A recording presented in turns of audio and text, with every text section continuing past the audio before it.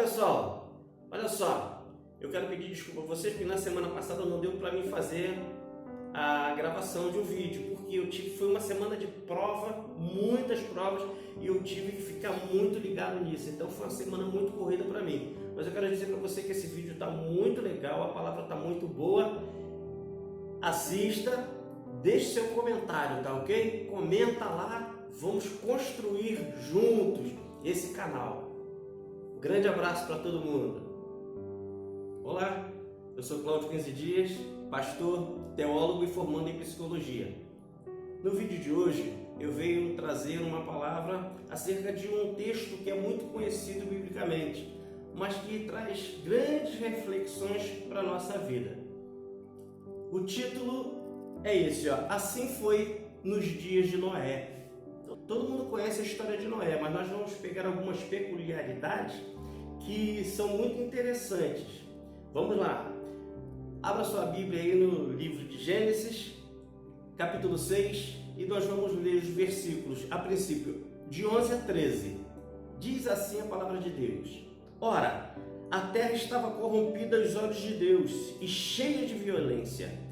Ao ver como a terra se corrompera, pois toda a humanidade havia corrompido sua conduta, Deus disse a Noé: Darei fim a todos os seres humanos, porque a terra encheu-se de violência por causa deles. Eu os destruirei com a terra. Você vê que é uma palavra muito forte, né? Deus decidiu fazer uma restauração, ou seja, ele estava cansado da impiedade daquele povo. Eu quero voltar mais um pouquinho no mesmo capítulo 6, versículo 1 e 2. Vamos ver o que diz lá, para a gente começar a entender qual era o processo. Quando os homens começaram a multiplicar-se na terra e lhes nasceram filhas, os filhos de Deus viram que as filhas dos homens eram bonitas e escolheram para si aquelas que lhes agradaram. Os filhos de Caim, os caimitas,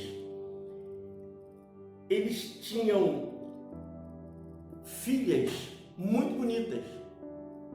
Os filhos de Sete, que são os setistas, eles se agradaram das filhas de Caim. Só que Caim, a Bíblia diz que ele era filho dos homens. E os filhos de Sete, a geração de Sete, eles eram filhos de Deus. É isso que a Bíblia está dizendo aqui. Então, os filhos de Deus escolheram as filhas dos homens. Então, com isso, a semente ela foi misturada. E essa mistura desagradou a Deus. Então, o que estava acontecendo naquele tempo? Coisas muito impiedosas. Eu imagino, gostaria de imaginar mesmo, se nos dias de hoje a gente vê as calamidades dos seres humanos, como nós, na nossa sociedade nos comportamos, eu imagino naquele tempo. Porque se hoje a gente tem pedofilia, a gente tem divórcios, a gente tem muita sexualidade envolvida em todas as coisas, prostituição, nós temos muita violência. Como que estava aquele tempo? Como que era a condução daquelas pessoas para Deus chegar ao nível de destruição? Casamentos ilícitos. É interessante isso, porque quando o povo de Deus, os filhos de Deus, aqueles que são separados, escolhidos, resolvem casar com pessoas que estão de fora da igreja, o final é sofrimento. O final é ter pessoas que não agregam-se à sua fé.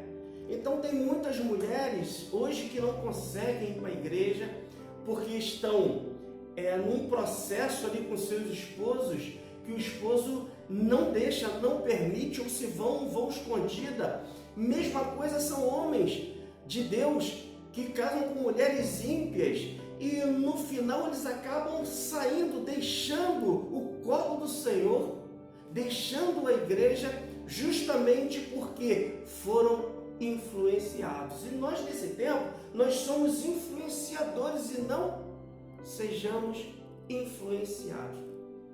Mas infelizmente, a nossa humanidade, ela é feita de muitas fraquezas. E essas fraquezas, elas nos levam a desagradar a Deus em muitas coisas que fazemos.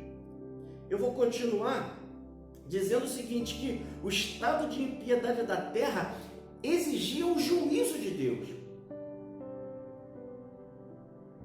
Será que nesse tempo o juízo de Deus está diferente do que foi naquele tempo? A impiedade a qual nós vivemos hoje, será que nós podemos pensar que naquele tempo era pior do que hoje? Eu não sei, mas tem uma diferença que lá na frente nós vamos ver. Continua acompanhando, para a gente ver qual é a diferença daquele tempo e desse tempo. Então o dilúvio é anunciado a Noé. Noé era um homem justo, temente a Deus, um homem que Deus se agradava dele, porque ele se agradava de Deus. Então, diante de toda aquela multidão de pessoas, e vou dizer para vocês que não eram poucas pessoas, não, eram milhões de pessoas. Milhões de pessoas já estabeleciam sobre a terra naquele tempo. Só Noé achou graça aos olhos de Deus. Eu quero pensar que por um motivo. Primeiro, que ele amava a Deus. E ele continuou como filho de Sete, como origem de Sete, ele continuou nessa adoração e ele levou a sua família, os seus filhos, a essa adoração. Os seus filhos levaram as suas noras também a ter o mesmo conceito, a ter o mesmo agrado de Deus. Olha só como é que às vezes uma família, ela pode ser poupada diante de uma multidão terrível de acontecimentos que Deus possa propor nesse tempo.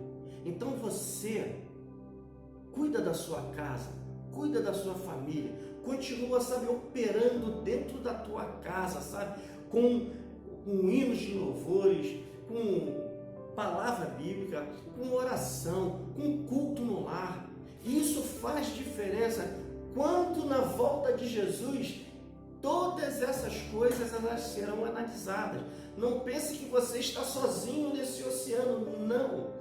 Tem todo um movimento ao teu redor, todo um movimento de Deus e do Espírito de Deus em volta daqueles que creem no seu nome. E não era esse que adorava a Deus. Então Deus escolheu Noé para aquela finalidade. Noé, você constrói uma arca dessa forma porque vai chover, porque haverá uma inundação e a sua família será salva. Noé deve ter ficado pensando, o que é chuva? O que é dilúvio? Porque naquele tempo havia uma relva, e essa relva que vinha do chão, era ela que molhava a terra, era ela que semeava, né? Fazia com que a terra ficasse apropriada para o cultivo. Não era a chuva que vinha de cima. Era interessante isso. Agora a gente vai ver como que Noé era obediente.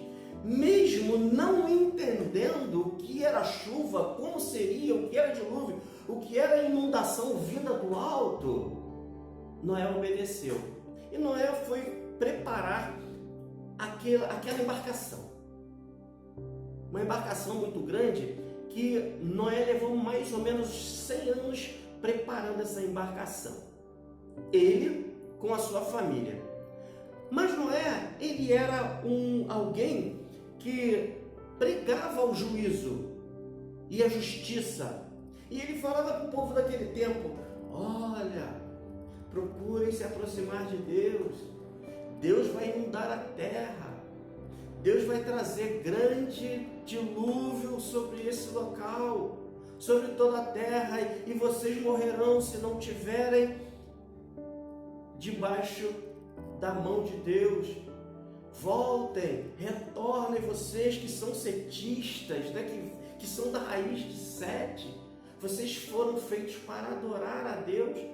Mas o povo não dava ouvido, não. Esse cara é maluco. Esse cara é doido. Velho louco. Hoje também, muitos dos pregadores que pregam nos trens, muitos dos pregadores que pregam em tantos lugares, esses pregadores também são chamados de loucos. Eles estão fazendo a chamada, só que essa chamada nem todos querem ouvir.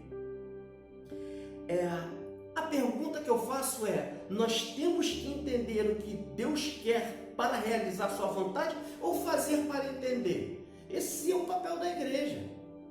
A igreja tem que fazer para entender e não entender para fazer. E muitas coisas que Deus propõe nesse tempo. A ordem de Deus na nossa vida não é para ser questionada. Sempre haverá uma finalidade. Noé, pregador da justiça, injustiçado, como eu falei, velho louco, caçoado. A finalidade de Deus para com aqueles que são igreja de Cristo nesse tempo são algumas. Então nós vamos pegar o gancho de Noé, o gancho daquilo que Deus falou para Noé, e vamos trazer para a igreja, vamos trazer para os nossos tempos. Primeiro, retirar o mundo de nós. Naquele tempo Noé estava no mundo corrompido, mas ele não estava corrompido. Nós hoje estamos como igreja no mundo corrompido. Não podemos estar corrompidos juntos com o mundo. Nós temos que estar separados. Essa separação é que agrada a Deus. Então, essa é uma das finalidades. A segunda finalidade, formar um ambiente de culto e fé. Quando Noé saiu da arca, Noé preparou um altar. Então esse altar que ele preparou já foi o início de culto, o início de fé. 8 pessoas nesse altar. E que essas 8 pessoas, elas fizeram o papel de encher a terra de novo, que esse foi o papel de Adão lá no Éden. A terra foi cheia de novo, foi de pessoas, mas a fé ali, ela foi estabelecida. O culto ali foi estabelecido através de Noé. Terceira coisa, preparar a igreja, que é a arca. A igreja tem que estar preparada, a igreja tem que estar solidificada na palavra. O culto não é para os homens, o culto é para Deus. Quando nós formos ao templo adorar, nós estaremos adorando a Deus. Nós não estaremos fazendo um culto que seja um culto para o homem, mas para Deus.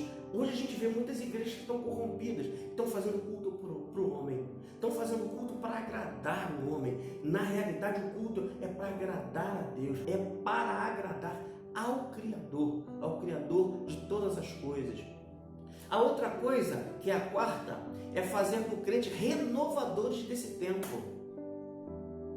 Nós temos esse papel como comunidade de estar renovando em fé, em culto, renovando, porque a nossa vida é a essência de Cristo, e aonde nós formos, nós vamos levando essa renovação. Então as pessoas, quando olham para mim, quando olham para você, servo de Deus, filho de Deus, eles veem que tem diferença, e essa diferença é o que nos trata, é o que nos faz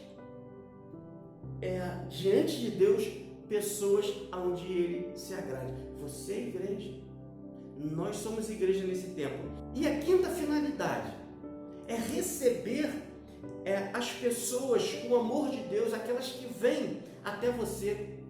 Por exemplo, naquele momento, a arca, ela se abriu para que os animais entrassem. Os homens não quiseram entrar, mas os animais entraram. E eles foram recebidos com alimento, com amor, com espaço, com conforto. Então os animais, eles levaram ali dentro da arca pelo menos 1 ano, até toda a água baixar e eles poderem ir novamente para as Campinas. Imagina o tratamento daquela família com aqueles animais durante todo aquele período. Coisa fantástica, coisa de Deus. A pergunta é: onde está a igreja de Elohim? A igreja de Deus. Aonde ela está?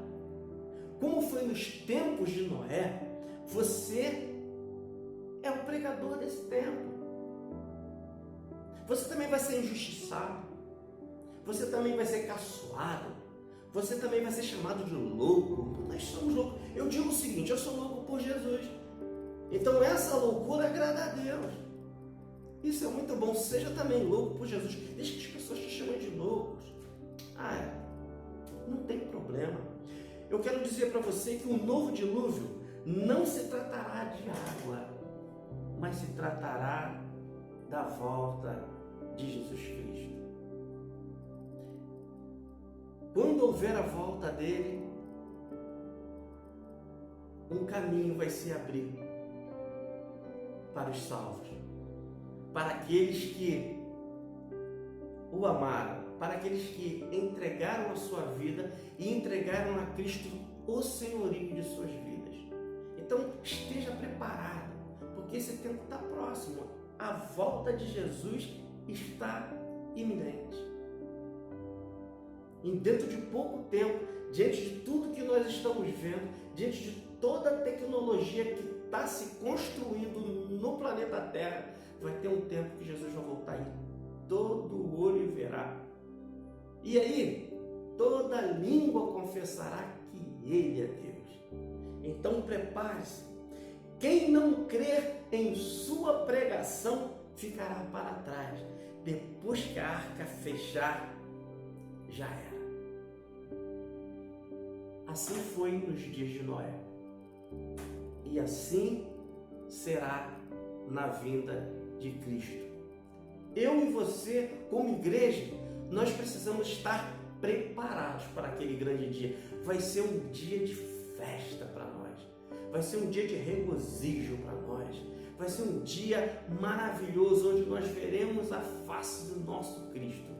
Agora, para o ímpio, vai ser calamidade, vai ser choro e ranger de dentes. Que bom que nós vamos participar da festa do Cordeiro.